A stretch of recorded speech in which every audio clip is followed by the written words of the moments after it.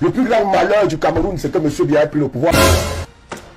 Quoi? Je dis encore et je le répète et je le réitère. Le plus grand malheur du Cameroun, c'est que M. Biya a pris le pouvoir. Ah bon? Et pourquoi? Parce que ce monsieur a légitimé la corruption. Il a légitimé le vol. Il a légitimé l'impunité. Et je dis encore qu'on ne doit rien attendre tant que ce monsieur est au pouvoir. Quand j'entends ici, on me parle de la moralisation parce qu'on a tout un gouvernement en prison, mais c'est une honte. Ça, c'est clair. Vous connaissez ça où dans un pays? Je m'interroge. Le plus grand malheur qui soit arrivé au Cameroun, c'est l'arrivée de M. Biya à la tête de ce pays. M. Bokolo, quand M. Biya prend le pouvoir en 82, j'ai 5 ans. Avec 2000 francs, mon père nourrissait une famille. On jetait la nourriture 2 jours après. Avec 2000 francs aujourd'hui, 38 ans après, vous pouvez manger quoi? Même le toxibanana, vous ne pouvez pas. Il y a un échec de la politique de Biya pendant 43 ans. Parce qu'on n'a pas choisi Biya sur la base de sa tribu. Aïe, je n'étais pas du tout de cette tranche-là de personnes. Sinon, il n'aurait jamais donné le bâton à un gars du Sud, alors que lui-même était du Nord. Qu'est-ce que ça veut dire? Voilà ce que le 43 de Biya nous ont apporté. C'est-à-dire l'élimination des critères objectifs d'appréciation au profit de tribalisme, etc. Machin. Ça, c'est dangereux pour le Cameroun. Quelqu'un qui n'apporte que le critère tribal, il est l'ennemi numéro 1 du Cameroun. Je ne peux pas marcher avec. C'est non. C'est quoi ça? Alors, vous voyez, 43 ans, c'est tout ce qu'on peut te demander. C'est-à-dire que si tu ne votes pas pour Biya, c'est que tu es tribaliste. Non, on te dit carrément ne vote pas pour l'autre parce qu'il est bamileke. Ça ne marche pas avec moi, ça. Le prochain, il fait comme Maurice Kamto avait fait la dernière fois. Je vote pour lui. Il fait une bonne campagne. Je prends des informations sur sa vie privée. S'il aime les gens, s'il reçoit les gens chez lui, s'il est gentil, s'il est généreux. Celui-ci, ce qu'on va quitter, je n'avais pas fait ça. Je n'avais pas fait ça. Et c'est terminé. Je vais faire. Je vais faire. On va voir comment tu vis. Tu n'aimes pas les gens, on te vote, on ne te voit plus. Tu parles aux gens 4 fois par an. Noël, nous va faire Nouvel An, fête du 20 mai, 11 février, et quoi encore? C'est juste 3. Alors, 3 fois. Hein? Tu appauvris tout le monde. On voit comment toi, tes jets privés sont de plus en plus sophistiqués, luxueux. Toi, tes enfants et les tiens. Et on n'a même plus d'avion à Camerco. Ou ce qui tient lieu d'avion.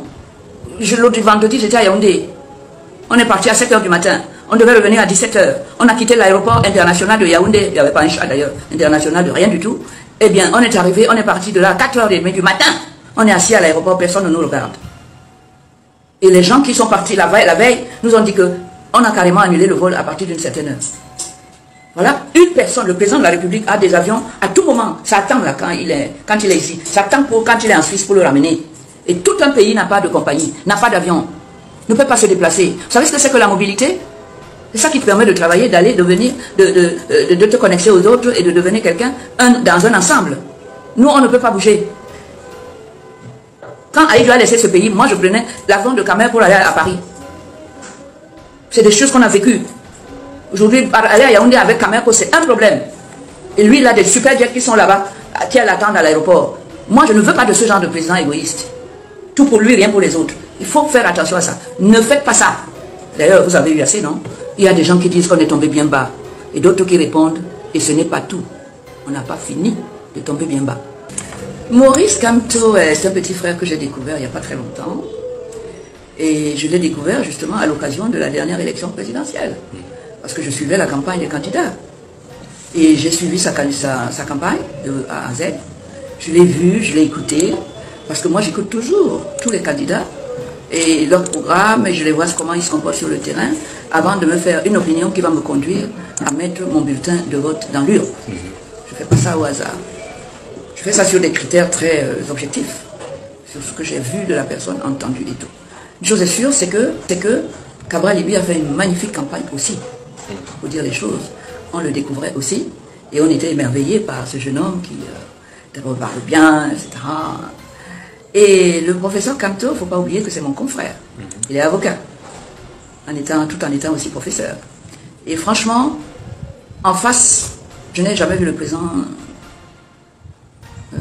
Biya, à cette occasion-là, faire une campagne quelconque.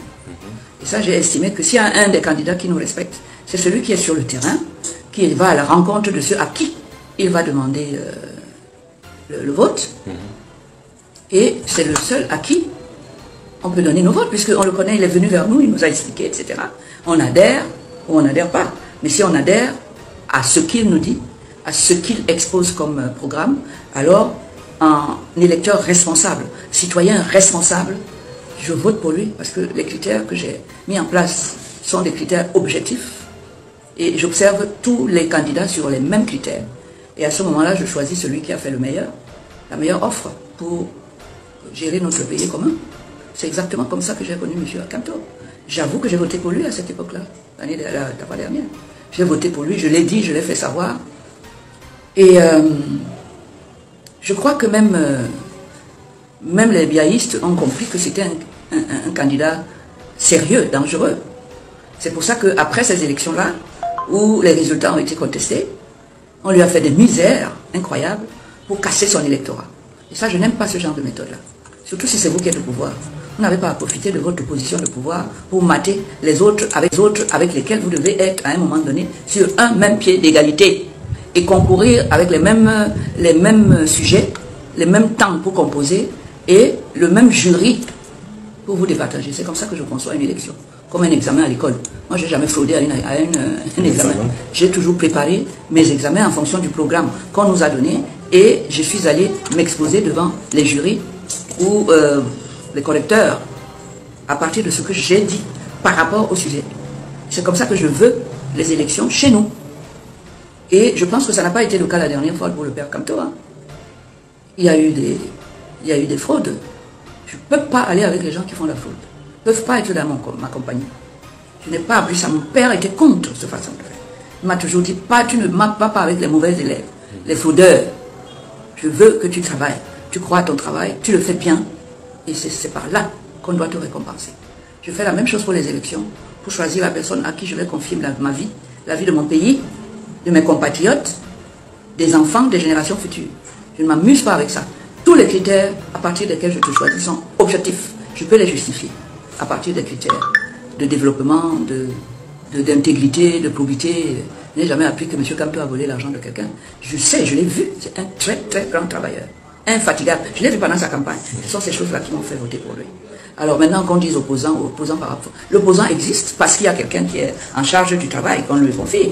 C'est normal qu'il y ait des opposants. Jusqu'au jour où lui-même opposant prend la place de l'élu. Et à ce moment-là, je verrai pour les autres opposants comment examiner. Du bon barbecue fait au charbon de bois. Ah oui, ça se passe au café-restaurant Kilomètre C à Bruxelles tous les jours. N'ayez jamais espoir. Le café-restaurant Kilomètre C vous accueille tous les jours avec ses différentes spécialités africaines et plus précisément camerounaises, telles que le macabondolais, le héros, le concha, le meilleur barbecue fait au feu de charbon de bois, sans oublier le spécial week-end carreau. Le café-restaurant Kilomètre 5 est ouvert de lundi à dimanche de 9h30 à XE. Nous sommes situés à l'avenue Clémenceau, numéro 50 1070 Anderlecht, Bruxelles. Maman Chambon. Téléphone 0032 485 90 43 et 76 ou encore le 0032 244 916 et 11. Alain Kilomètre 5, finis-nous avec ton bon barbecue. Warlai, je vous jure que j'étais là-bas, j'ai mangé le tarot, c'était bon jusqu'à... Et leur nouvelle candidature pour le juger, lui. C'est ça le jeu démocratique, mesdames et messieurs. Que vous le vouliez ou non. Vous voulez catégoriser les Camerounais en pro-Biya ou en opposant. Qu'est-ce que ça veut dire ça? Je peux m'opposer aujourd'hui à quelqu'un et la fois d'après, je vois qu'il a tenu compte du fait que je me suis opposé de lui pour améliorer ce sur quoi je l'ai critiqué. Et à ce moment-là, je dois le reconnaître. Point barre. D'accord. Maître Alice, ça devient très violent. Très violent même les actes de tribalisme. Et on a une frange de ces personnes qui disent que Akanto ne sera jamais président, un Bamileke ne sera jamais président. Ça veut dire que leur président n'a jamais mis la démocratie au pays. C'est ça que ça veut dire. Ça veut dire qu'il y a un échec de la politique de Biya pendant 43 ans. Parce qu'on n'a pas choisi Biya sur la base du Tessatibu. Aïe, n'était pas du tout de cette tranche-là de personnes. Sinon, il n'aurait jamais donné le bâton à un gars du Sud, alors que lui-même était du Nord. Qu'est-ce que ça veut dire? Voilà ce que le 43 de Biya nous ont apporté. C'est-à-dire l'élimination des critères objectifs d'appréciation au profit de tribalisme, etc. Machin. Ça, c'est dangereux pour le Cameroun. Quelqu'un qui n'apporte que le critère tribal, il est l'ennemi numéro 1 du Cameroun. Je ne peux pas marcher avec. c'est non. C'est quoi ça? Alors, vous voyez, 43 ans, c'est tout ce qu'on peut te demander. C'est-à-dire que si tu ne votes pas pour Biya, c'est que tu es tribaliste. Ou non, on te dit carrément ne vote pas pour l'autre parce qu'il est bamileke. Ça ne marche pas avec moi, ça. Le prochain, il fait comme Maurice Kamto avait fait la dernière fois. Je vote pour lui. Je fais une bonne campagne. Je prends des informations sur sa vie privée. S'il aime les gens, s'il reçoit les gens chez lui, s'il est gentil, s'il est généreux. Celui-ci, ce qu'on va quitter, je n'avais pas fait ça. Je n'avais pas fait ça. Et c'est terminé. Je vais faire. Je vais faire. On va voir comment tu vis. Si tu n'aimes pas les gens, on te vote, on ne te voit plus. Tu parles aux gens 4 fois par an. Noël, nous va faire Nouvel An, fête du 20 mai, 11 février, et quoi encore? C'est juste 3. Alors, 3 fois. Hein? Tu appauvris tout le monde. On voit comment toi, tes jets privés sont de plus en plus sophistiqués, luxueux. Toi, tes enfants et les tiens. Et on n'a même plus d'avion à Camerco. Ou ce qui tient lieu d'avion. L'autre vendredi, j'étais à Yaoundé.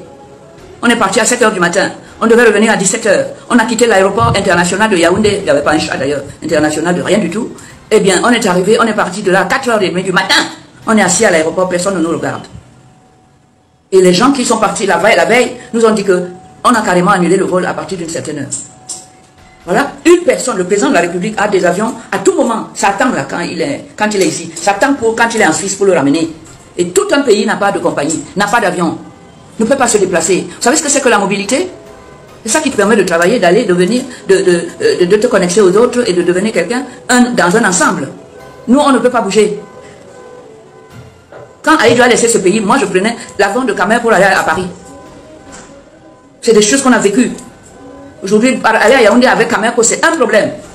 Et lui, il a des super jets qui sont là-bas, qui l'attendent à l'aéroport. Moi, je ne veux pas de ce genre de président égoïste. Tout pour lui, rien pour les autres. Il faut faire attention à ça. Ne faites pas ça. D'ailleurs, vous avez eu assez, non? Il y a des gens qui disent qu'on est tombé bien bas. Et d'autres qui répondent, et ce n'est pas tout. On n'a pas fini de tomber bien bas. Pensez à ça l'année prochaine. Salut les amis, aujourd'hui on dit stop aux tracasseries pour envoyer de l'argent à nos proches en Afrique. Il suffit juste de télécharger l'application TapTapSend. Et lorsque vous téléchargez l'application TapTapSend, lors de votre premier envoi, utilisez mon code promo NOSABI. NOSABI, N-O-S-A-B-Y, tout en majuscule. Et lorsque vous utilisez mon code promo, vous bénéficiez de 5 € si vous résidez du côté de l'Europe. Et si vous résidez du côté des États-Unis ou du Canada, vous allez bénéficier de 10 $. Avec TapTapSend, même étant couché sur ton lit ou dans ton lieu de service, n'importe où, il suffit juste de sortir ton téléphone. En 2 minutes seulement, tu as déjà envoyé l'argent à tes gens en Afrique. Et tous les envois coûtent 2 € seulement.